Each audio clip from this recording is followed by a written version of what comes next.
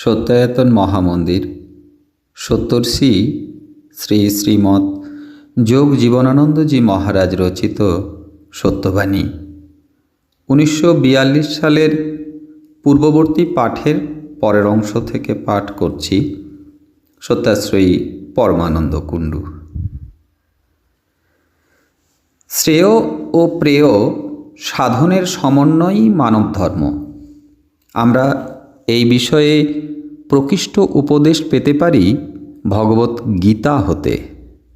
যদি সাম্প্রদায়িক সংস্কারমুক্ত দৃষ্টি নিয়ে যথার্থ সত্যজ্ঞান আহরণ করতে চেষ্টা করি, কিন্তু অনাশ্রিত কর্মফলং কার্যং কর্ম করতি ইয়স সন্ন্যাসী চ যোগী চ, যিনি কর্মফলের অপেক্ষা না করে কর্তব্যজ্ঞানে বিহিত কর্ম করেন, তিনি সন্ন্যাসী, তিনি যোগী। আমাদের প্রত্যেকটি কর্ম আত্মসংস্থ চিত্তে করতে হবে। কর্মের এই কৌশল আয়ত্ত করাই যোগ।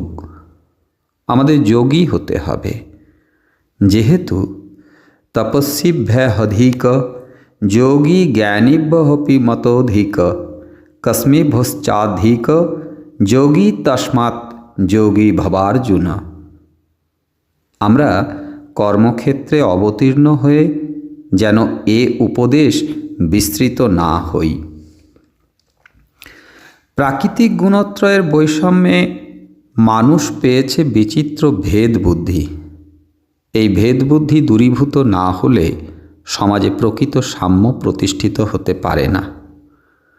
বড়র মধ্যে আছে শাসন ও শোষণ দ্বারা আরও বড় হওয়ার তৃষ্ণা। ছোটর মধ্যে আছে হিংসা ও লুণ্ঠনের নেশা। যে স্বাভাবিক প্রবৃত্তি আজকে রূপায়িত হয়েছে বিপ্লবে।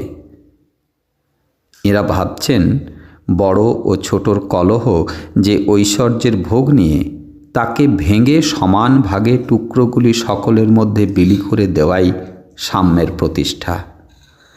কিন্তু এ বাইরের সাম্য তাদের দৈহিক ক্ষুধা মেটাতে পারলেও অন্তরে সাম্য আনতে পারবে না। যেহেতু এ পন্থা স্পর্ধিত, এ প্রণালী নিষ্ঠুর ও হিংস্র। এ আদর্শ সত্য ও ধর্মকে আবশ্যিক মনে করে না। এ পরিচালক দল স্বপক্ষ সমর্থনে প্রাণহীন যন্ত্রের মতো অপরের প্রতি দৃষ্টিহীন। নিছক রাষ্ট্রপ্রীতি পাশ্চাত্যকে অন্ধ গৌরবে গৌরবান্বিত করেছে, আসরিক প্রবাহে প্রতাপান্বিত করেছে, সন্দেহ নাই। কিন্তু সেও মানব ধর্মের বিধান লঙ্ঘন করে বারবার আহত হয়েছে। শেষ আঘাতে এ স্পর্ধা চূর্ণ হবেই। ভারতীয় সমাজ ও সংস্কৃতি রাষ্ট্রের ওপর নির্ভরশীল ছিল না বলেই সহস্র আঘাতেও এর বৈশিষ্ট্য অটুট আছে। আজ তার শক্তি দুর্বল হলেও পুনরুত্থানের আশা আছে। সমাজ ও সংস্কৃতির সেবার জন্যই রাষ্ট্র। রাষ্ট্র এর রক্ষক। অতএব রাষ্ট্রকে চলতে হবে সমাজ ধর্মের অনুকূলে। সমাজের প্রত্যেক ব্যক্তি হবে মানব ধর্মাশ্রয়ী। আমরা যদি এই সত্য অস্বীকার করে পরানুকরণে প্রবৃত্ত হই, তাহলে আমরাও ধ্বংসের পথে এগিয়ে চলব। আজ সারা বিশ্বে যে আসরিক জিঘাংসা, বিশ্বগ্রাসী ক্ষুধা নিয়ে পরস্পরের দিকে থাবা উদ্যত করে আছে, যদি আমরা সেই নির্মম আক্রমণ হতে রক্ষা পেতে চাই, তাহলে আমাদের সমাজ ও সংস্কৃতির বৈশিষ্ট্যকে পুনর্জীবিত করে তুলতে হবে। ভারতের ঋষি প্রবর্তিত মানব ধর্মাচারের পদ্ধতিতে সংহতি, সংযম ও সমবায় গঠন করে। এছাড়া আত্মরক্ষার অন্য উপায় নাই। অভ্যাস যোগ যুক্তেন চেতসা নান্যগামিনা পরমং পুরুষং দিব্যং ইয়াতি পার্থানুচিন্তয়ন। গীতা। অভ্যাস যোগযুক্ত অনন্যগামী চিত্তে পরম পুরুষকে চিন্তা করলে সেই পরম পুরুষের শ্রেষ্ঠ ভাব প্রাপ্ত হওয়া যায়। সকল ধর্মশাস্ত্রই এই সিদ্ধান্তে একমত। কিন্তু এই পরম পুরুষ কে? কি তার ভাব? সে ভাবপ্রাপ্তির প্রয়োজনই বা কী?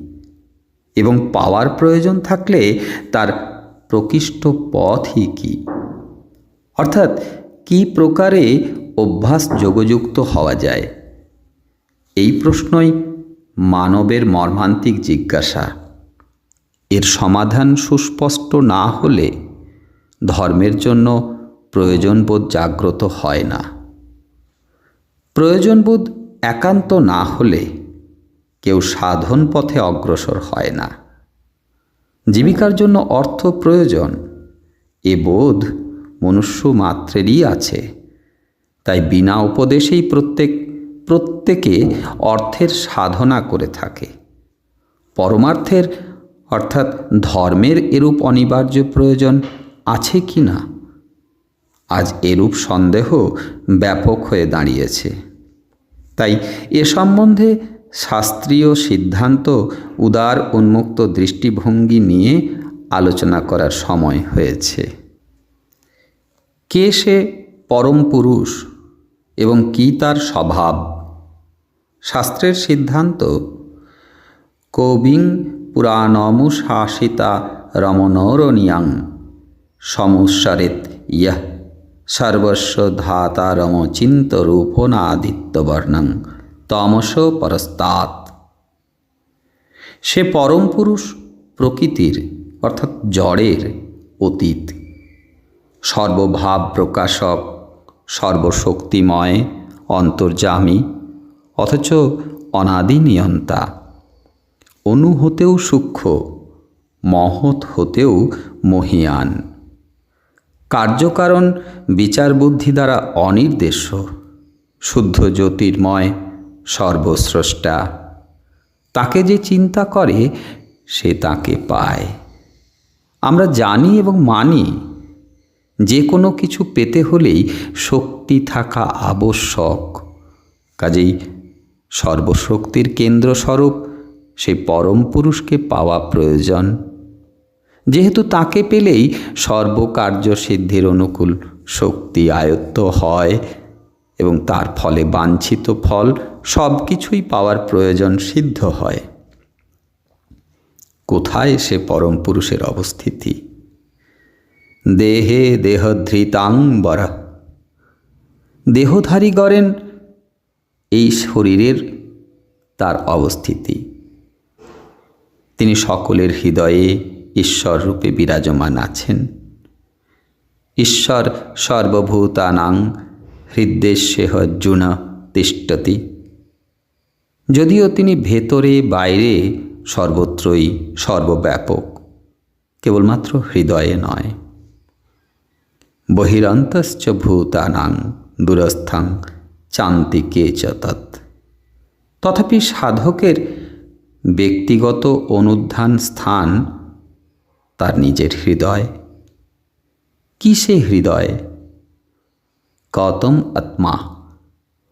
আত্মা কে?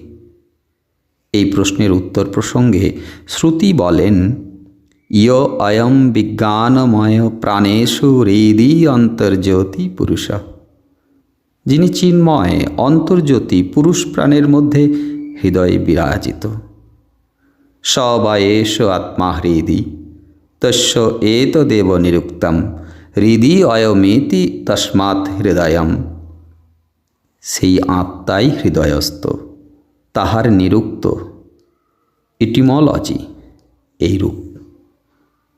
হৃদয়ে তিনি এই জন্যই তাহার অবস্থিতি কেন্দ্রকে হৃদয় বলে। গীতায় কথিত হয়েছে, হৃদি সর্বস্থ বিষ্টিতম। সকল দেশের সকল জাতির প্রত্যেক মানবের দেহস্থ যে কেন্দ্রে সর্বশক্তিমান ঈশ্বর প্রাণাত্মারূপে বিরাজিত, তাহাই হৃদয়। তামেব শরণম গচ্ছ সর্বভাবেন ভারত।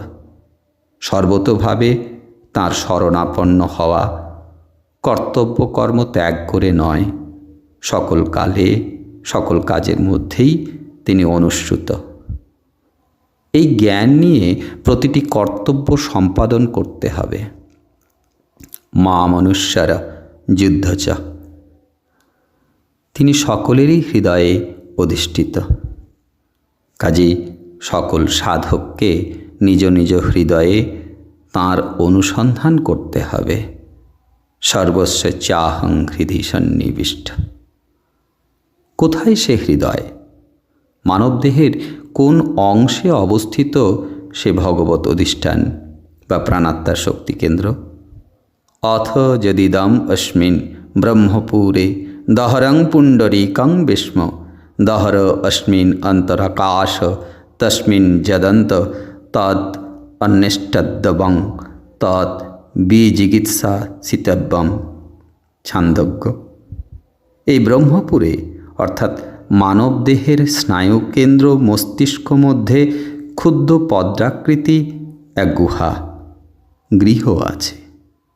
তাহার মধ্যে ক্ষুদ্রতর অন্তরাকাশ শূন্যস্থান বিরাজিত।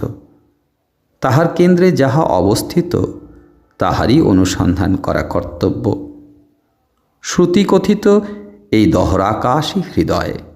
বেদান্ত দর্শনেও এই উপদেশ স্পষ্টভাবে কথিত হয়েছে। দহর উত্তরেভ্য অভ্যুপগনামাৎ হৃদিহি।